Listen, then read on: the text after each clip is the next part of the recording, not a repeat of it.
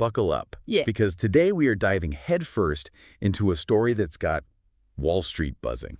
That's a wild one. It really is. It's Bitcoin, it's high-stakes bets, and it's a company called MicroStrategy that's basically decided to go all in on the king of crypto. You could say that. Now, what makes this whole thing even more interesting is that MicroStrategy isn't some brand new crypto startup. Right. They've been around forever, like decades. This is an established software company. So the question is, Yeah. why? Why are they betting the farm on Bitcoin? And how are they even pulling it off? That's what we're going to try to unpack today. Exactly. So let's start with the how. How are they actually funding this massive Bitcoin buying spree?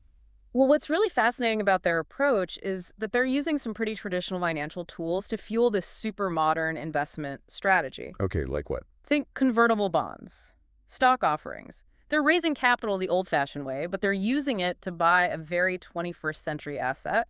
Okay, stop right there. Convertible bonds. That sounds familiar, but I'm going to need a quick refresher. What are they? Okay, so imagine you're lending money to MicroStrategy. Mm-hmm. With a convertible bond, you're not just getting your money back with interest like a regular loan. Right. You also have the option to convert that debt into company stock at a certain price.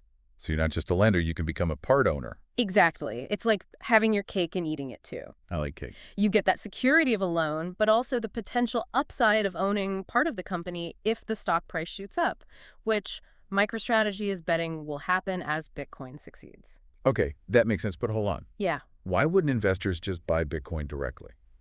I mean, if they're bullish on it. That's where the brilliance of MicroStrategy's strategy comes in. Okay. Convertible bonds, they appeal to a different kind of investor. Some people, they're more comfortable with that structure. A bond feels less risky than just holding Bitcoin directly. Plus, there's that potential for those extra gains if the stock outperforms the conversion price. So it's like a safer way to play the Bitcoin game. In a way, yeah. In MicroStrategy, they make it even more interesting. How? They issue zero-coupon convertible bonds. Meaning? No regular interest payments. Yep. That tells investors they're super confident about Bitcoin's future value driving up their stock price, so that conversion option becomes even more tempting. It's a gamble, but a calculated one. But what about the flip side? You mean the Risks? Yeah, Bitcoin is famous for its volatility. What happens if the price takes a nosedive? Yeah, that's the million-dollar question, isn't it? More like a billion-dollar question in this case. Right. If Bitcoin goes into a prolonged slump, MicroStrategy might be forced to sell their holdings at a loss just to cover their debts. Ouch. There's another option, issuing more stock, but that can lead to dilution. Each existing share represents a smaller piece of the company. Right, like cutting the same size pie into more and more slices. Exactly. And investors, they usually don't like that. The shares become less valuable. Yeah, so it's a risky game. And then there's that death spiral scenario that people talk about. What is that exactly? Right. So that's the worst case scenario where Bitcoin prices just keep falling, forcing MicroStrategy to sell more and more of their holdings, which just pushes the price down even further and creates this, this vicious cycle. Sounds scary.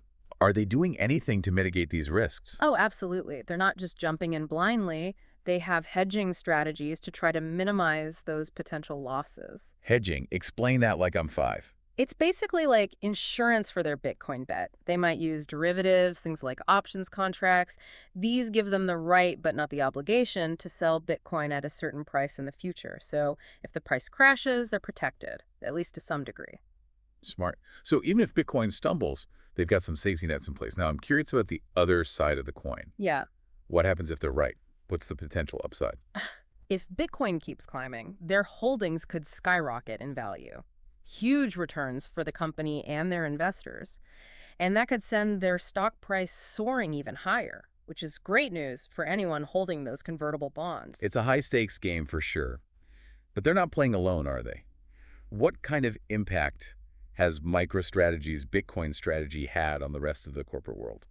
Well, you could say they've made quite a splash. Other companies, especially those in the Bitcoin mining space, like MARA, Riot Platforms, and BitDeer, they're taking notice. They're starting to adopt similar strategies. So they're seeing MicroStrategy's playbook and thinking, hey, we can do that too. It seems that way, and it really points to a growing appetite for Bitcoin among institutional investors. So we've got this established software company rewriting the rules of corporate finance with their Bitcoin gamble, and others are following their lead. What does this all mean for the future of Bitcoin and the way companies manage their money? It's a really interesting development. And it's hard to say for sure what the long-term consequences will be. On the one hand, this increased institutional interest could bring more stability to the Bitcoin market, more liquidity too. But on the other hand, it could also introduce more volatility, right? Big players can make big waves. It's a delicate balance. Absolutely. Wow. So just unpacking MicroStrategy's story, it's been a wild ride. Bold moves, innovative financing, a massive Bitcoin stash. But the risks, they're real. Definitely. So will this gamble pay off? Will they be the model for future companies or a cautionary tale? Only time will tell. One thing's for sure, though. MicroStrategy has put Bitcoin squarely on the map in the world of corporate finance. They force everyone to think about risk, reward, and the role of digital assets in the global economy. It's changed the conversation. It really has. This is definitely something to keep thinking about. I mean, how might this shift in corporate behavior impact the future of Bitcoin? Or even the broader financial landscape? It's a fascinating question. It is. And a lot to ponder as we continue to explore this ever-evolving world. Absolutely. All right, that's a wrap for today's deep dive. But keep those questions in mind. Yeah, keep exploring. The future of finance is unfolding, and it's a story that's far from over. Thanks for joining us.